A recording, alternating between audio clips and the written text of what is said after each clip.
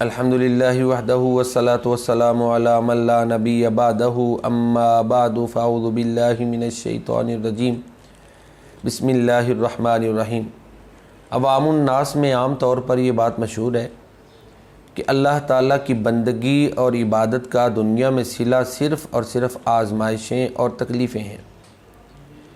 اس طرح عوام الناس میں اس بات کا عام ہونا غلط ہے، یہ غلط تاثر ہے۔ اللہ تعالیٰ کی بندگی کے دنیا میں بہت سے فائدے ہیں۔ ہاں، جہاں ایمان ہے وہاں امتحان تو ہے، یہ تو ہے، لیکن صرف امتحان نہیں ہے بلکہ انعامات بھی ساتھ چلتے ہیں۔ قرآن کریم میں اللہ تعالیٰ فرماتے ہیں وَلَوْ أَنَّ أَهْلَ الْقُرَىٰ آمَنُوا وَاتَّقَوْا لَفَتَحْنَا عَلَيْهِمْ بَرَكَاتٍ مِّنَ السَّمَاءِ وَالْأَرْضِ۔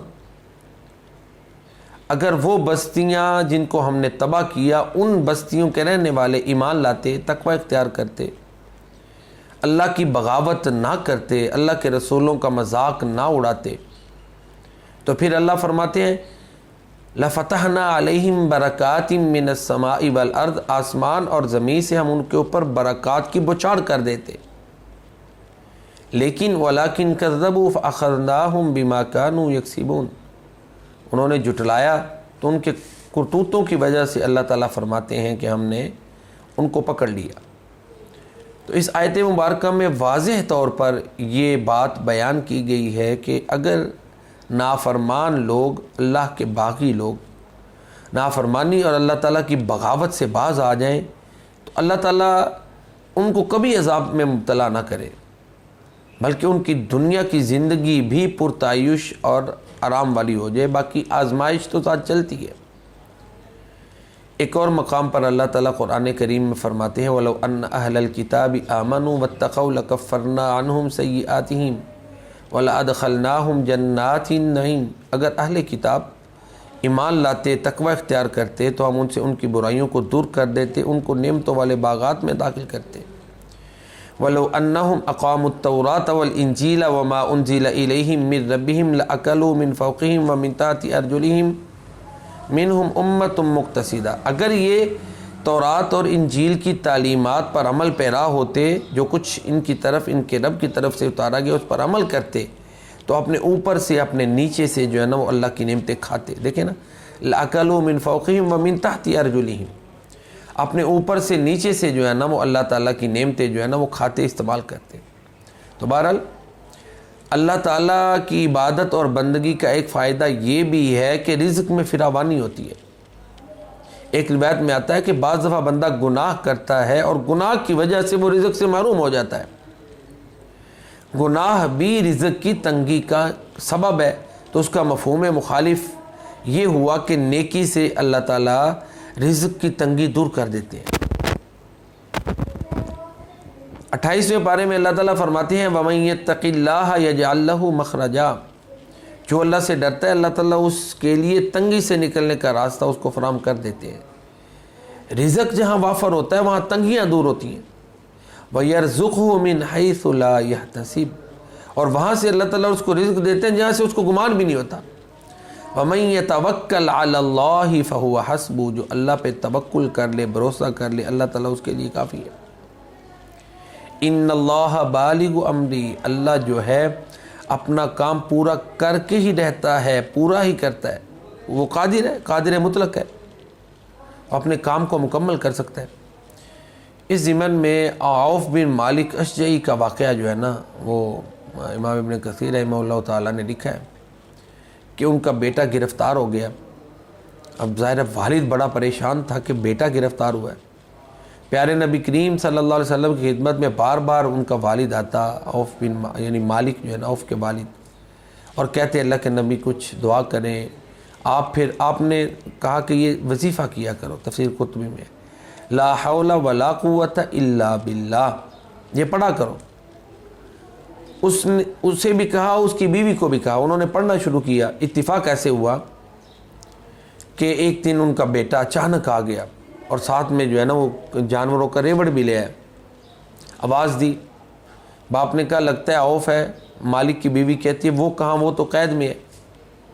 تو دیکھا تو واقعی بیٹا تھا، تو پھر ساتھ وہ مال بھی لے آیا۔ والد مالک اشجعی گئے، عوف بن مالک اشجعی جو ہے نا وہ گئے، اور جا کر کے انہوں نے جو ہے نا وہ اس کو پیارے نبی کریم صلی اللہ علیہ وسلم سے جو ہے نا وہ سارا ذکر کیا۔ تو اس طرح جو ہے نا پھر اللہ اور ساتھ بتایا کہ وہ مال لے آئے، تو اللہ کے نبی صلی اللہ علیہ وسلم نے فرمایا کہ اس مال کو تم استعمال کر سکتے ہو۔ تو اس طرح عوف بن مالک اشجعی کے بیٹے کو اللہ تعالیٰ نے نجات دی، اسباب پیدا کیے۔ خوب بیٹے سے پوچھا، کہتا ہے اچانک وہ میری بیڑیاں کھل گئیں، زنجیریں، اور میں آگے آیا تو اونٹنی بھی تھی، سواری بھی مل گئی، مال بھی مل گیا، کوئی پکڑ ہی نہیں سکا۔ تو یہ مدد آتی ہے اللہ تعالیٰ کی، اس طرح مصیبتیں دور ہوتی ہیں۔ تو عوف بن مالک اور ان کی بیوی کو اللہ کے نبی صلی اللہ علیہ وسلم نے لا حول ولا قوت الا باللہ پڑھنے کے لیے کہا۔ یہاں سے پتہ چلتا ہے کہ یہ وظیفہ بڑی برکات والا ہے، اس کے پڑھنے سے مصیبتیں دور ہوتی ہیں۔ تو رزق کی فراوانی جو ہے نا وہ جو ہے اللہ تعالیٰ کی بندگی کے ساتھ وہ بھی حاصل ہوتی ہے، مصیبتوں سے اللہ تعالیٰ نجات دیتے ہیں، خوف اور حزن کا خاتمہ ہوتا ہے۔ الا ان اولیاء اللہ لا خوف علیہم ولا هم یحزنون، خبردار جو اللہ کے دوست ہیں نہ ان پر کوئی خوف ہوتا ہے نہ وہ غمگین ہوتے۔ الذین آمنوا وکانوا یتقون، یہ وہ لوگ ہیں جو ایمان لاتے ہیں اور تقوی اختیار کرتے ہیں۔ تو اللہ تعالیٰ کی بندگی کا ایک اور بڑا فائدہ یہ ہے کہ انسان جو ہے اس کے دل سے اللہ تعالیٰ خوف اور حزن کا خاتمہ کر دیتے ہیں، اس کے دل کو اطمینان رہتا ہے۔ تو یہ چند فائدے ہیں، رزق کی فراوانی ہوتی ہے، پریشانیوں سے اللہ تعالیٰ جو ہے نا بندے کو نجات دیتے ہیں، وہاں سے رزق دیتے ہیں اس کو جہاں سے گمان بھی نہیں ہوتا، خوف اور حزن کا خاتمہ ہو جاتا ہے۔ یہ دنیاوی فائدے ہیں اللہ تعالیٰ کی بندگی کے، اللہ تعالیٰ کی عبادت کے، اللہ تعالیٰ کے جو ہے نا وہ فرما بردار بن جانے کے۔ یہ تو بات ٹھیک ہے، فَإِنَّ مَعَ الْعُسْرِ يُسْرًا، إِنَّ مَعَ الْعُسْرِ يُسْرًا، بے شک تنگی کے ساتھ آسانی ہے، بے شک تنگی کے ساتھ آسانی ہے۔ آزمائشیں تو ہیں نا، لیکن صرف یہ کہنا کہ جی بس اللہ والوں کے نصیبے میں یہ پریشانیاں لکھی ہوئی ہیں، یہ بات غلط ہے۔ ہاں چند چیزیں اس لحاظ سے قابل غور ہیں کہ سوچ یہ بنا لے جی ہم تقدیر میں جو لکھا ہے ٹھیک ہے، پھر محنت ہی نہ کریں تو پھر تو پریشانیاں ہیں نا، پسماندگی ہے۔ تنبہ تقدیر ہے آج ان کے عمل کا انداز، تھی نہا جن کے ارادوں میں خدا کی تقدیر، تھا جو نہ خوب بتدریج وہی خوب ہوا، کہ غلامی میں بدل جاتا ہے قوموں کا ضمیر۔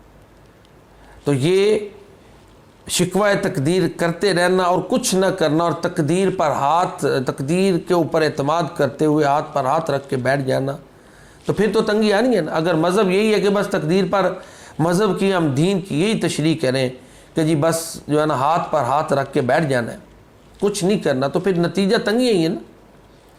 تو لہٰذا یہ جو نتیجہ ہم نکالتے ہیں غلط ہے۔ کوشش کریں، اسٹرگل کریں، آزمائش کے ساتھ اللہ تعالیٰ انعامات سے بھی نوازتے ہیں۔ وما علینا الا البلاغ المبین۔